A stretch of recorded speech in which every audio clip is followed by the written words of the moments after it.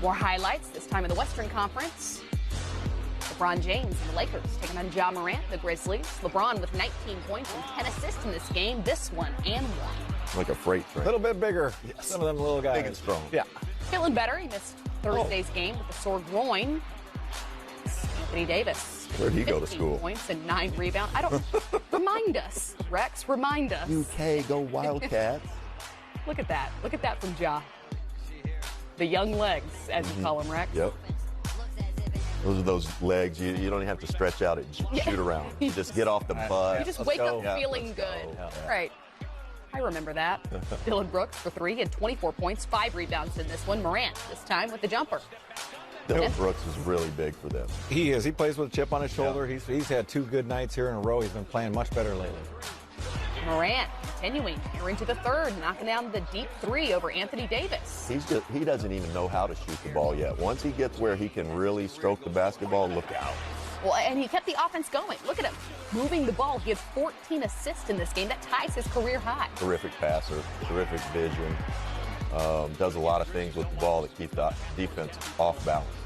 Let's not forget they played last night, Yeah. too. You know what I mean? The second night of a back-to-back, I know it was home and home twice, but they needed this win. They got in and got it done, and Lakers just couldn't find a rhythm all night.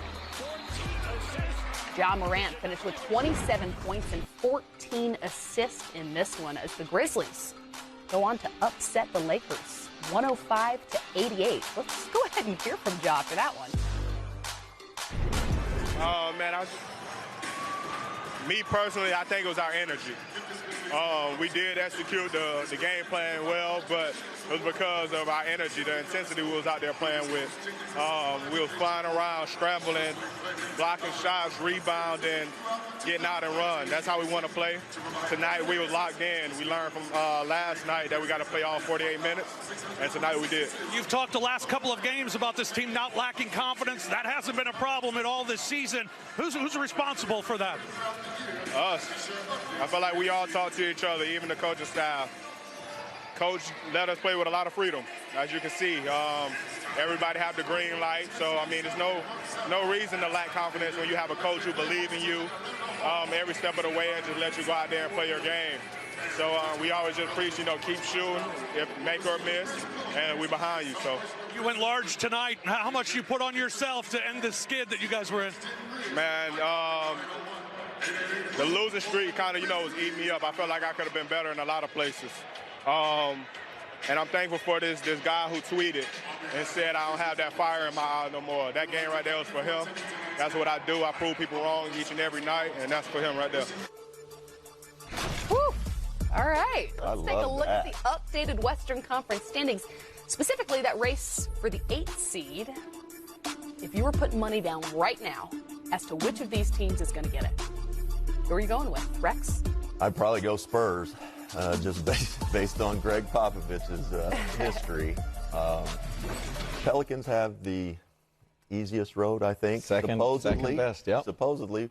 And the Grizzlies have the toughest road, but when you have the toughest road, all you got to do is beat teams like the Lakers, and it becomes the easiest road, right? And maybe you catch teams that are taking their foot off the pedal because they already have their seed and they're resting their guys. You never know. I'm taking New Orleans. Wow, so I am too. none of you are. So everybody is betting against Damian Lillard. Well, I'm Portland taking the Trailblazers. Spurs. He got Spurs. New Orleans. I got the Pelicans. What do you got? If I were again, you don't want to bet against Coach Popovich. I'm not betting against Dame.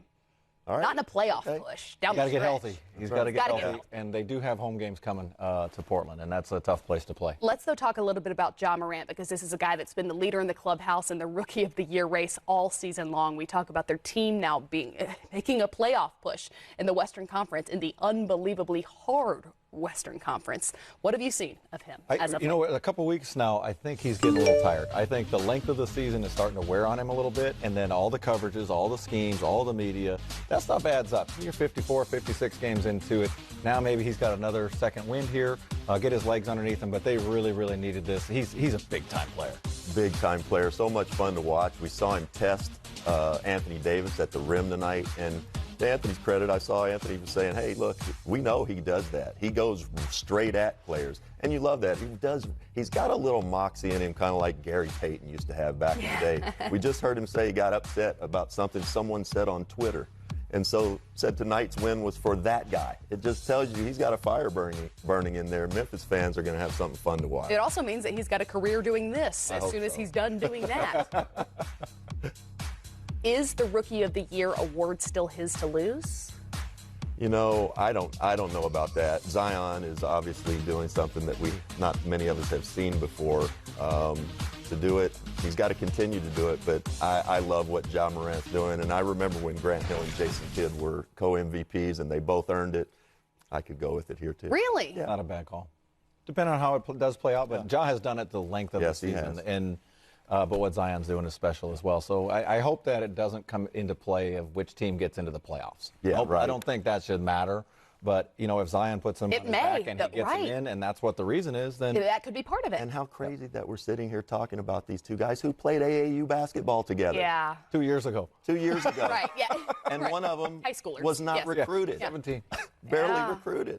Wow. Well, and that we're even talking about these two guys leading potential playoff teams in the Western Conference. I don't think that was expected. I'm loving it. Two small market teams. Yeah. Both fan bases are energized. It's a good thing for the league. Well, it's an 8-game Saturday in the NBA, and Game Time continues next with more highlights. Runner. Yeah, right? Runner. That is offhand. The Heat. Horses left. Right. What are you doing?